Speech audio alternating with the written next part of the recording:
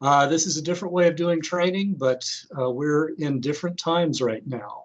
And so we've been doing it this way for a few weeks now, and we're getting used to technology. Just so you know, this session is going to be recorded.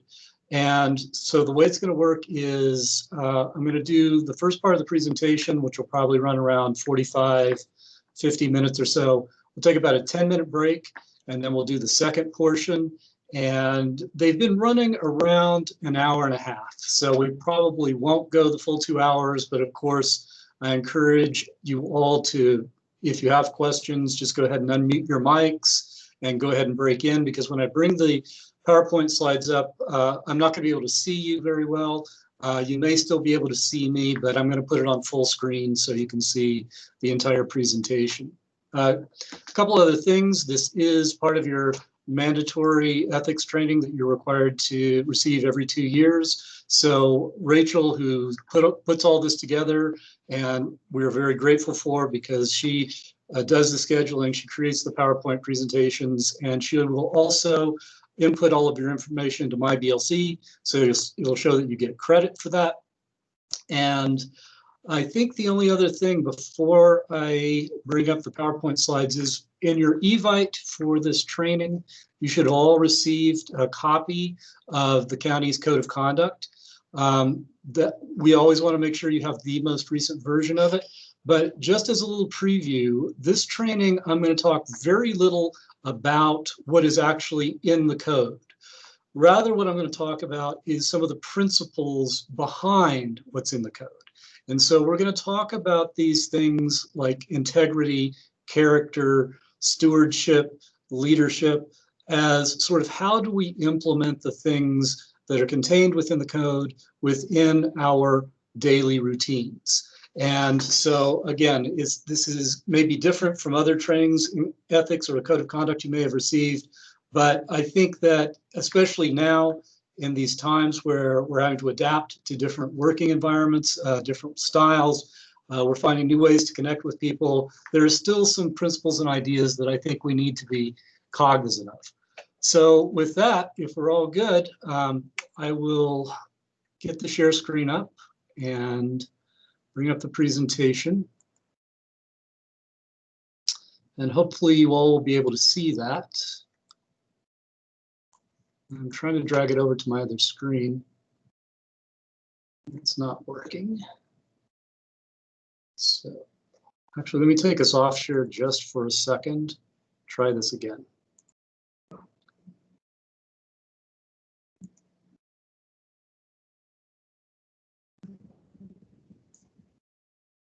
Okay, well, can you see the presentation well enough? Did the slides come up? Okay, good.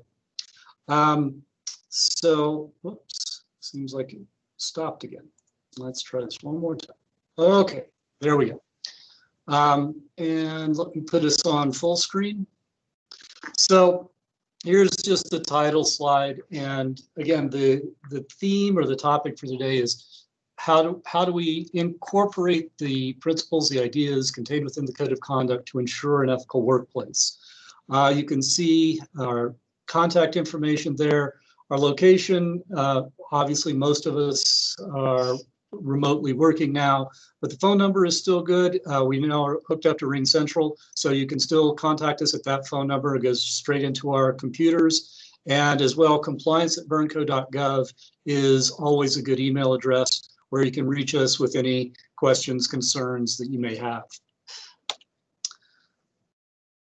So just to get our minds sort of thinking about the types of daily things we can do to try to ensure an ethical culture within our workplace, just think about these very simple practices of saying hello to people. Even if they don't respond, that's not a reason not or to stop saying hello. If you hold the door for other people, and some people don't like the door held for them, but if you do and they don't hold it in return, don't stop holding doors. Let's not forget these very basic behaviors and ideas of civility. if you do good for someone and they are ungrateful or they don't show any gratitude at all, and we'll talk about the power of thank you here in a bit, don't stop doing good, because there are going to be some people who are not always going to be nice, whether they be members of the public or even coworkers, but that's not a reason for you to lower yourself and stop being nice. So we shouldn't use other people's behaviors to dictate our own sense of professionalism and how we treat people with respect and dignity. Because if we want to change the world, we have to do it in a way that we don't allow the world to change us or to be transformed by negative thoughts, behaviors, what have you. And so the compliance office, which is our office, is intended to provide a resource for all county employees so that they have a safe haven, that they have a resource for communication to try to resolve things before they escalate. And these can be things that are not only technical violations or questions about violations of the code of conduct, but also just things related to culture and the environment. And many times people will come to me and they won't have a specific issue necessarily. They just say, there are these things happening and it makes me not want to come to work on a daily basis. And so when I hear something like that, I say, well, let's explore that. Let's talk about what you perceive is going on and see if we can figure out some pathways or if I can open up some communication channels. As I mentioned, you all should have received a copy of the Code of Conduct. Just a little bit of background and some reminders. Our Code of Conduct is born out of a state law known as the State Governmental Conduct Act. And in 2011, that law was amended to allow for local governments to adopt their own codes of conduct, which is what the county did in 2012. But to be clear, the Code of Conduct is a county ordinance. It is county law. So that tends to elevate it to some degree beyond policies or rules or administrative instructions. And in fact, it is now ingrained into the urban charter, which was passed a couple of years ago. So it's very, very difficult to change the Code of Conduct. In fact, it takes a supermajority of the commission to amend it. So I just want to emphasize this fact that these are standards of behavior that apply to all county employees, all elected officials, candidates for county office, and certain categories of volunteers. And as I mentioned, the code was the enabling legislation that created my office.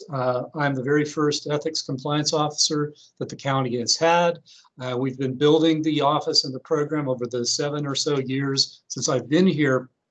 And again, we try to provide these trainings, these educations. We also process complaints, which I'll talk about a little bit towards the end. But the whole idea is, how do we properly fulfill the public's expectations of us, given the resources and the trust and the confidence that they place in us, given our positions.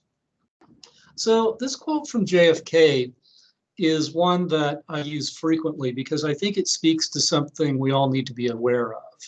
And he once said that there are risks and costs to a program of action, but they are far less than the long-range risks and costs of comfortable inaction. Now, I've worked in local government for the better part of 30 years now, and I have observed and noticed that there do tend to be certain numbers of employees who will slide into this area or arena of comfortable inaction. In other words, doing the very least amount necessary just to get by.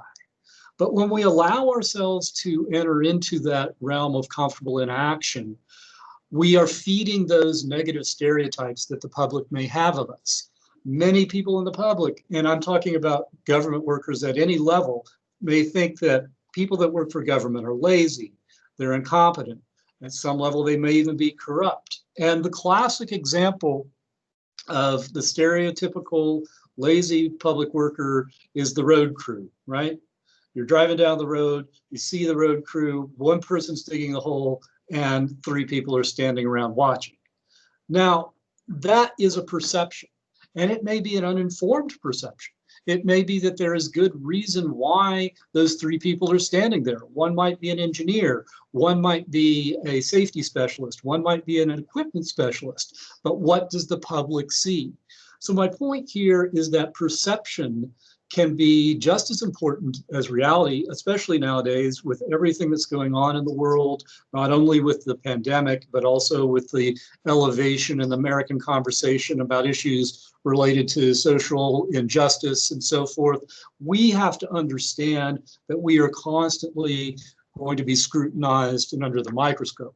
But as well, when we have those interactions with the public, we should take them as an opportunity to try to educate them about our roles, our responsibilities, what we can and cannot do, what we have control over within our sphere of influence. So I just commend these ideas to you as a reminder that we have an awesome responsibility with regards to being county employees, and that's all of us. It doesn't matter your title or your designation. We all have this responsibility, and we all have this duty to use those resources that are uniquely at our disposal for the public's interest, and something we'll talk about in a moment.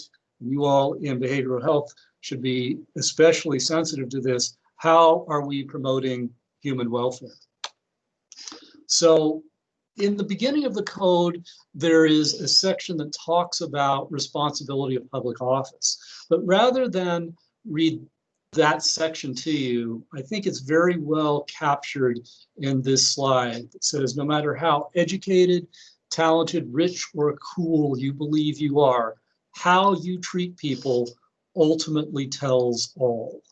And integrity is everything. And integrity, or a lack of integrity, is displayed through our behaviors, through our decisions, through our actions. And so as we go through the discussion this morning about my thoughts on ethics and government ethics, we're going to be talking about something that's known as behavioral ethics. In other words, your behaviors tend to demonstrate your true motivations, character, values, principles, etc.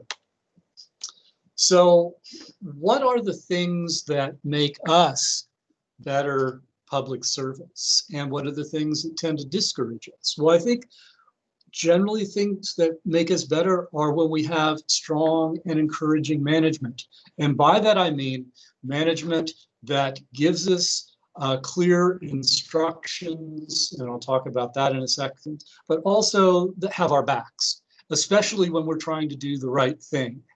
Because many of us, all of us will receive at some point cross pressure with regards to whatever it is that we do. And we want to feel as though those people that we report to are going to support us and are going to have our backs when we are subject to perhaps unwarranted criticism and the like. We want the ability to make decisions. We want to have control over those areas that are uniquely within our job duties and instructions. We want to have access to the tools, documentation, the knowledge base, the resources, and that can be a challenge sometimes. Sometimes we may lack adequate tools, and that may be adequate number of staff, adequate training of staff, other things, and especially now we may be starting to feel some financial pressures within the county based on what the revenues are going to start looking like. And in those times, we may have to communicate the limitations under which we're working when we feel like we don't have the sufficient tools or the training or the resources to fulfill the functions of our jobs. And then finally, clear instruction and justification. The one thing that I think employees appreciate is someone who provides clear guidance and a roadmap, and they have a adequate reason, justification, rationale for the decisions that they make. Because when I talk to managers, I say, look, you cannot expect everyone who works for you to agree with every decision that you make. But as long as you have a good rationale or justification for the decisions that you're making, at least you may be able to get them to understand the reasons why the decisions are what they are and the things are the way they are, even if they may not agree with them. On the other side of it, what is it that tends to discourage us? Well, having minimal control over our work or being micromanaged. None of us like the feeling that we're constantly going to be second guessed in our work. We're constantly going to have someone looking over our shoulder. When we have limited resources, as we've talked about, when there is a disconnect between the county and its goals and strategies. We all know that the county at a global level and at departmental levels have certain strategic plans or goals, but when those things are not being pursued in a consistent and timely manner, we tend to be discouraged and we tend to think, well, we were given all of this, this mission, and yet we don't seem to be following it. And then finally, and this is a very common complaint that I hear from employees, is that there is no upward mobility. There's no clear career path. And this is something that I have communicated to the county manager, to human resources, and I've said, look, if people feel like they have no ability to grow, to expand not only in terms of salary, but also in terms of greater levels of responsibility, they're going to take their knowledge, they're going to take their experience that they acquire here at the county, and they're going to move on. And I think this is critically important now because I don't know if you all have heard the same numbers that I have, but I've heard that between now and the next 2 to 3 years, up to 50% of the county's workforce is going to become retirement eligible. Now that's a huge number if you think about it. That means up to 1,300 people between now and say 2024 may be retiring. Now they all won't go at the same time and they all may not leave at all, but we're seeing it already. And so my point is we need to be engaging in succession planning now as a county and as an organization.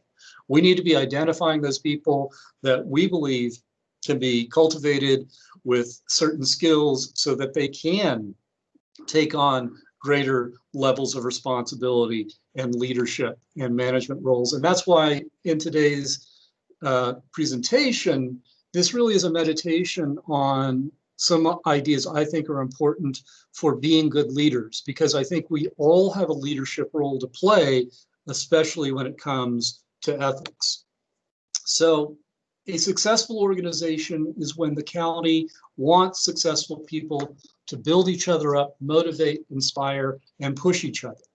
And again, I think this is vitally important right now in times where we may be sort of remote from each other. We're having to find different ways of communicating and connecting, but we also need to be supportive of each other. Because one of the things that I've noticed is that the long time that we've been in this sort of telework mode has tended to bring out people's personalities to some degree. And what I found is that some people love the working from home situation. Other people, it makes them a little jittery or nervous, because some people have communicated to me, I have to be in the office because if I'm not there, I feel like things are going on that I don't know about or something like that. But we have to find new ways of supporting one another. And so the question to be asked is, when we enter into those circumstances where we find that there's either negativity, how does management change the unsuccessful mindset that just wants to either hate or blame or complain to that of a successful employee? And that is a challenge. And I've noticed through my time, not only with the county, but in other public agencies, that these senses of morale can change over time, and they can be affected by a lot of different things. But it's something that management has to be sensitive to and has to be aware when things start going south and try to get their arms around it. Because again, people will come to me and say things like, I see all of these negative or bad behaviors going on, and I don't know if management is aware of it, or if they are and they just don't care. Well, those are concerns. So when we talk about being a team, we're a team not just because we're all thrown together. We're a team when we respect, trust, and care for each other. And these ideas, I mean, they may sound very basic and perhaps even trite, but I think, again, they're critically important as we even look at what's going on in the world around us. And a lot of the issues, in my mind, revolve around basic issues of respect, trust, dignity, care, empathy, if you will. These things have to be taken into account, or else we will start seeing a degradation of the culture. So here is some actual language from the code. These are sort of the four pillars that I would say establish the very basic behavioral responsibilities we have as county employees. The first one we've talked a little bit about how we're supposed to use our resources to advance the public's interest and not for our own personal gain or benefit. And this is with regards not only to money, but other forms of county property. How are we using the things that are funded by taxpayers in a way that is appropriate? Or are we using them to, and I've seen many, many examples of this, again, at agencies that I've worked for and represented, where people will abuse a privilege, say use of a county vehicle, and sometimes they'll get caught out. And especially now, when, as I say, we're all seem to be under the microscope, the public is not shy about reporting county employees who they think they may be acting in a way that is inappropriate. Again, this gets to the maintenance of integrity and the responsibility of office. The disclosure of conflicts of interest, I just want to spend a moment on this. Many times people have some misunderstandings about what may constitute a conflict of interest. So let me give you a very sort of short form way that I have of describing when a conflict of interest may arise. A conflict of interest can arise at any time when your role as a county employee intersects with another role that you may have in your life. So let me give you an example. This is from a few years ago. I was called by a director who told me that they had just conducted a hiring panel for interviewing for a position in their office. And she said, now it turns out that one of the people that we had placed on the interview panel is the fiance of one of the applicants. Now, how it got so far down the road that this was not disclosed beforehand, I'm not quite sure.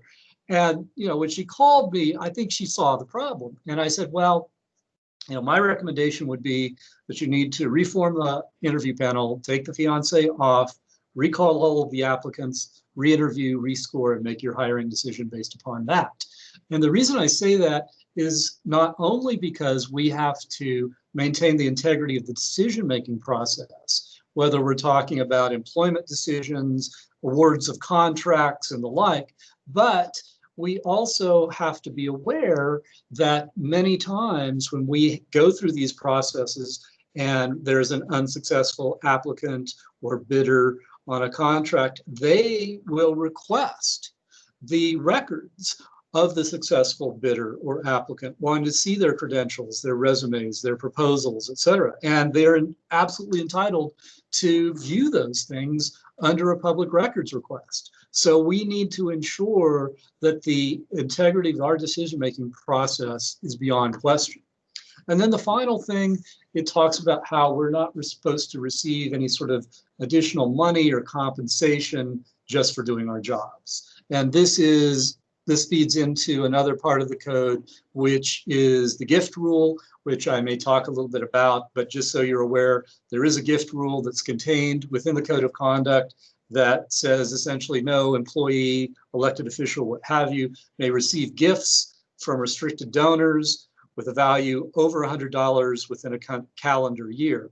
So I can get into the details about that a little bit later on if you like, but I just want to make you aware that that rule does exist in our code of conduct. So I mentioned this idea of character.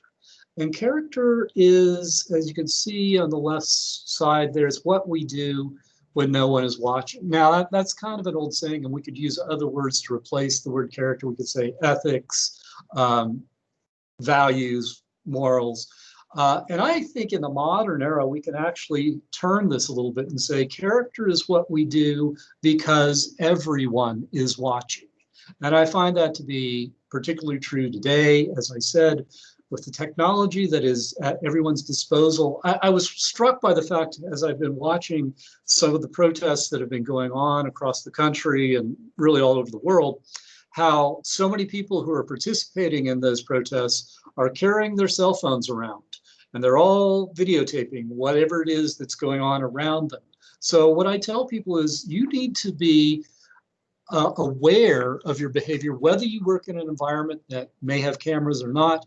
But even when you're outside with the public, even if you're in your, say, off the clock, if you're in county uniform, or if people just know that you work for the county, you have to act as though you're being taped all the time, because it is these things that other people learn about us. It's about what we learn about ourselves. And we have to deal with those situations when what we say confronts or conflicts with what we do. So, for example, I bring this up because it's fairly recent. A couple of weeks ago, I don't know if any of you saw this in the news, the Speaker of the House of the Ohio legislature is now under a federal indictment for a $60 million fraud scheme. Now, I'm sure that when he was elected to office, he ran on a platform that either implicitly or explicitly said, you can trust me, I will be a good public servant, I will be a good public steward, and yet their actions conflict with what they say or what they try to present. These behaviors tend to be the most accurate reflection of our true motivations. I don't know how many of you may have children, but how do you evaluate a child's character? Well, let me suggest to you that it is oftentimes how they act, their behavior, that tends to lead to a judgment of character. And there is an old saying of a father before his son goes off to school saying things like, make sure your name is just as good when you come back to this house as when you leave. Point is, I think character matters, and I think character matters not only on an individual basis, but also at an organizational level. And we can talk about that in a bit. So when we talk about what do we value in employees, we use this term work ethic. Here's a scenario that I think demonstrates very well what we all appreciate in good employees. And the scenario is this, is a candidate for a position at a firm in an interview is asked this question, why should we hire you? Very typical interview question. I think in almost every interview I've been involved in, whether on either side, it's always come up as, why should we hire you? Why are you the best candidate? Why do you want to work here? Things like that. And the response that was given is this. My dad once told me I would never be the strongest person, I would never be the fastest person, and probably not the tallest person, but I could outwork them all. I may not have more credentials than your other candidates, but I will outwork them all. And I think this demonstrates a very valuable trait, one where a person is willing to admit that coming in, especially, they may not have a perfect skill set. They may not have complete knowledge of all of the inner workings of an organization. But if they demonstrate a willingness to put in the time, to read the rules, to learn the policies, to learn the practices, and to put in the effort to gain greater and greater abilities, those are the types of people we want to have around us. And in my own experience, what I have found is, what I appreciate is when I give someone an assignment or a task and they say, well, I don't know how to do that, but I'm willing to learn. Again, none of us are perfect in at all. We constantly have things that we can learn, but showing a willingness to learn and a willingness to grow, rather than just saying, oh, I don't know how to do that, I can't do that, it's not my job, and leaving it at that. Well, those tend to be the employees we don't trust or rely on very heavily.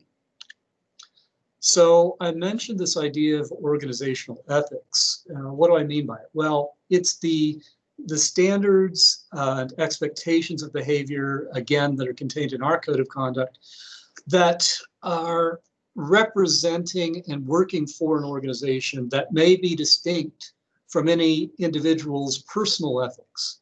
These are the standards in the workplace that drive our performance, our growth, and to which we should pay attention to each and every day. The ability to reflect high ethical standards in the workplace demonstrates to those around us the values, the principles that define respect, confidence, integrity, trust, moral character. In fact, there is a provision in the code that says all public servants are expected to treat both the public and each other with respect, concern, and responsiveness. And I always go back to that statement because it captures not only how we are supposed to deal with the public, but also how we're supposed to deal with each other. And we've all been in the workforce, I'm sure, not only at the county, but other places, and realized that there are those people that we may work with who are not our best friends, who we're not inviting to the family barbecue every year. But nevertheless, how do we treat those people who simply just get under our skin? Do we still treat them as professionals even when we're not receiving that behavior from them in return? So as I mentioned, when I talk about ethics, I talk about it in a behavioral sense, but it's those behaviors that promote human welfare. And they are these standards, again, contained within the code, but also in other ways that guide us and instruct us in terms of how we should work, and certainly in terms of how we may lead our personal lives as well. So governmental ethics is the standards of behavior in government that promote human welfare and the government's mission. As I mentioned, in behavioral health, this is something that you must be highly attuned to, because a large part, if not all of your mission, really is devoted to the promotion of human welfare. So why is this important? Well, I think by having an ethical culture and following these principles and standards, we create an environment where we can have cooperation and collaboration, and the organization can move forward in a way collectively. In other words, all departments working together towards these common interests and goals. And when we do this also, I think it provides fulfillment on the part of individual employees, because they feel as though they're adding value and that they are themselves are being valued. And it also tends to set the standards for the next generation. As I mentioned, we may be seeing an influx of up to 1,300 new employees within the next 3 to 4 years. Are we doing those things that are going to set the good standards or bars for behavior for that next generation of employees? And this does impact the quality of our work environment. And it does allow us to work with groups with differing opinions, diverse ideas, or objectives in a way where we treat them as fairly and as justly as possible. Now, there's some things I don't think ethics is about. I don't think it's necessarily about an individual's self-esteem. I don't think it's about feelings necessarily. It's not just about following the law. I think the law, the code of conduct, these are all good platforms, but they are not the be-all and end-all. In fact, my view is true ethical conduct occupies all that space above and beyond what we have written down. Because we can't have an instruction or a rule or a policy for every possible situation or scenario, but we have to take the foundations that were given in the law or the code and then use that as our platform to say, okay, what is the best practice in this instance in the absence of a specific instruction? So again, it is about our actual behavior.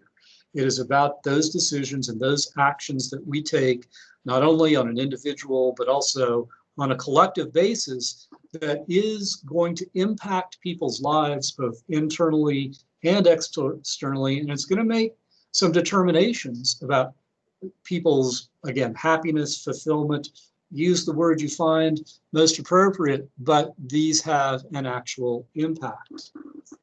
And as I mentioned, I think we all have a role in guiding ethics. And so on this slide, I contrast two different concepts, one of leadership and the other of brinksmanship. And leadership is the art of motivating people towards acting or towards achieving a common goal. Brinksmanship, on the other hand, is the art of pushing confrontation to the limit of safety to force a desired outcome. We could use other words here. We could say bullying or aggression. And I cannot tell you the number of times I find, especially when it's sometimes newer people in either positions of authority or just new positions, period, who have a level of insecurity about their own abilities or knowledge.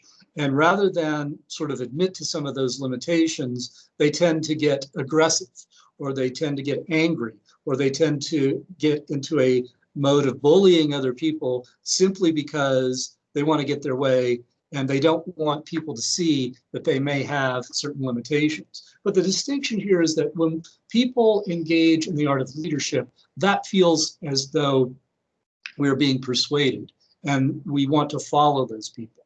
The other just feels like it's being coercive, that we're being forced into a situation or into doing something without any justification or good reason. Leadership, when it's well done, it feels like success. Brinksmanship, on the other hand, simply feels like failure. And this is what tends to perpetuate a negative thinking or mindset or culture within a workplace. So when we talk about creating these ethical cultures, what are some very simple things that we can do? Commit, do what you say. And I think that is such a very basic idea, and yet so many times I am frustrated by people that I work with who say they will do something and then never follow through. And to me, more importantly, they never communicate to me why things aren't happening, because I understand things happen. Roadblocks may occur that prevent you from doing something. But in those instances, then communicate to those people that you have committed to and hopefully make them understand that things are getting in your way, but that you haven't forgotten about that commitment. Morally courageous leaders. When I talk to, whether it be elected officials, department heads, DCMs, county manager, I say it starts with you. You set the bar. You set the standard, because your behavior is going to be the most observed behavior of anyone within this organization, and it's going to be the behaviors that are going to be most copied or emulated. I can do as many trainings, pass out as many codes, have as many PowerPoint slide presentations as I like, but at the end of the day, the things that employees tend to act upon are the things that their bosses tell them to do and the things they see their coworkers doing. Because if I see a coworker doing something and they're not getting in trouble or there are no consequences, then I know that I can do that too. We've talked a lot about our interaction, not only with the public, but with each other, because all of these things combined, I think, create an individual rather than a collective responsibility. Now, at the bottom of the slide here, this is some new material, and I think it's fascinating, and it's based upon some research that was done by a Harvard professor named Ashley Willens, and it really speaks to the power of a thank you. And so in Willens' research, he found that in tight labor markets, and we are certainly in one of those right now, that sometimes organizations who are able to try to keep good employees may use incentives like salary bumps or bonuses and the like. But what Willens' research showed is that money is not always the be-all, end-all. He said, more than anything, employees want to feel recognized and valued for their work. And 80% of the workers that he surveyed claim they do not receive such praise. Non-cash rewards like additional time or flexible work options help, but a simple, earnest thank you goes much farther than many managers realize. And this is something that I constantly try to incorporate in my own routines of be sure to thank people when they have done something, whether it is something that is routine, that is just a part of their job, or if it's something extraordinary. Make people understand that you appreciate the effort that they put in. I feel so many times at the county, I'm sure other organizations, we find fault or we find blame with other people, but how many times do we take the opportunity to simply say thank you? Even if you've just asked for a document and someone emails it to you, send it back and say thank you. I appreciate that. These, again, these simple behaviors go into that feeling of being valued and adding value. So the things that we've talked about up to this point that may guide our behaviors, well, we can talk about laws, rules, regs, policies, codes of conduct. But as I said, what in my view is these are all good. These are important. They do establish the floor or the platform for our behaviors, but they don't say everything. There are going to be those times when we don't have a specific guideline or instruction, and we need to be able to think through and collaborate with people on what is the best practice here, what is truly going to be ethical conduct that takes into account not only the laws and the rules, but also the interests of the stakeholders who may be impacted by the decisions or the actions that we're about to take. So I believe, yes, that is the halfway point. So let me take us off of share screen just for a moment. And before we take a break, I just want to ask people, do you have any comments? Do you have any questions? I feel like I'm just sort of giving a lot of information and ideas. I hope you find some value in these things, but I'm interested to hear what you all may think.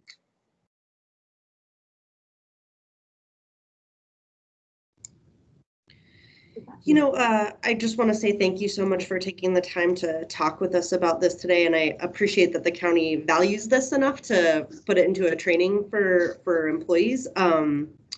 The last time I took this training was different because now I'm a manager, and so my experience with this is different, and figuring out how to deal with conflict and how to be supportive of staff, and also have good boundaries that help the department move forward has been challenging, and I'm new to the role and I'm learning. So it's just difficult when you to sometimes feel like employees may not be happy, but that may be okay, I guess. And so just working through those like employee discomfort around particular issues and trying my best to, I think that ability to kind of explain to people why the decision is made the way it is, I think is useful. And then also just remembering that it is sort of my role to be like, thank you for that work. Thank you for the things that you do, and to thank people publicly, right? But talk to them about the problems privately, right? Like to be able to kind of do both those things. So I appreciate that there's a space held for this conversation. And yeah, I just appreciate everything that you've talked about. Right. Well, just a couple of comments about what you said, because I think you struck on a lot of really good observations. And when I do other trainings, especially for managers, I say to them, you have to learn how to lead with both your heart and your mind. And both of those things are important, because many times I see people who become managers and they have a very high degree of technical proficiency in whatever area it is. But management is an entirely different skill set.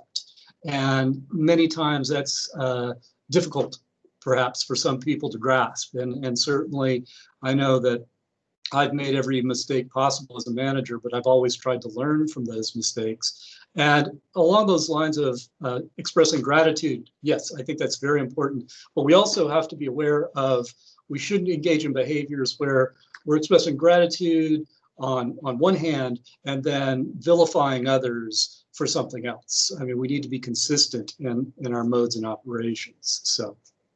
Anyway. Yeah, and I think also like recently I had some employees, I was onboarded about a month ago, and I made some quick decisions about some things, and I had some employees get very upset. Why are you doing it? This is so frustrating. And after hearing them out, being like, okay, actually that makes sense, and let's change course a little bit and do something different. And like that ability to kind of say like, hey, you're right, or I may not know all the things. And I'm hopeful that that's the right direction to go in, is to just sort of acknowledge when I feel like they are correct, and where I might be able to do a better job or a different job. Or so that's my strategy so far, is just being so new to it, just to be like, okay, I'm going to acknowledge that maybe the feedback you're giving me makes sense, and we'll try to do something different. And I don't know if that's the right way to go with that kind of thing, but I just worry about staff like basically having a mutiny or something like, right. Well, I think, again, people like to feel a sense of inclusion. They like to feel as though they have a voice, but the difficult times can come when you say, okay, I've heard you, but this is the decision that I'm making. And again, that's why I say sometimes the best we can do is try to get a level of understanding, even if we don't get a level of agreement. Yeah. And again, a lot easy to say, hard to do. My observation with that is just simply that, a lot of what you touch on, particularly with where you were talking about the thank yous, it seems to me that a lot of we could be the most ethical people in the world, but if we're not communicating what we want and what we need with our employees, with our colleagues, with our coworkers, then that's where a lot of the problems come. I've known that in my career in various positions, I've been most frustrated when communication has been not all that great. So it seems like decisions are made that affect me, but I have had either no warning or no chance for input on it. And so things that could have been something that I accept. This is happening. This is why it's happening. It affects you, and it may be adverse. I would be able to take it if I had that to go with beforehand. I could say, okay, well, I don't like it, but I see the logic of it. But when it comes out of nowhere, what do I do with that? It's very hard to reconcile that. And it feels, and in those kinds of situations, it can feel very disrespectful to me and to others to not have given that time to at least let me know what might be coming. So communication to me, whether you're a manager, whether you're a manager or even not, communication to me kind of makes this whole thing work. And when there's not good communication, you run into those kinds of problems. Right. And I would agree with that. And again, as I said a moment ago, a lot of these things, I think they're good principles, but many times they're easy to say, hard to do. But again, I think these are things we have to be mindful of on a daily basis. All of these things that we, again, as employees appreciate, and we want other people to appreciate in us, we have to work at it. And we have to work at it all the time. So with that, unless anyone has anything else, I've got 9:49 on, let's call it 9:50. And so let's take a 10-minute break, and I'll be back here at 10 o'clock.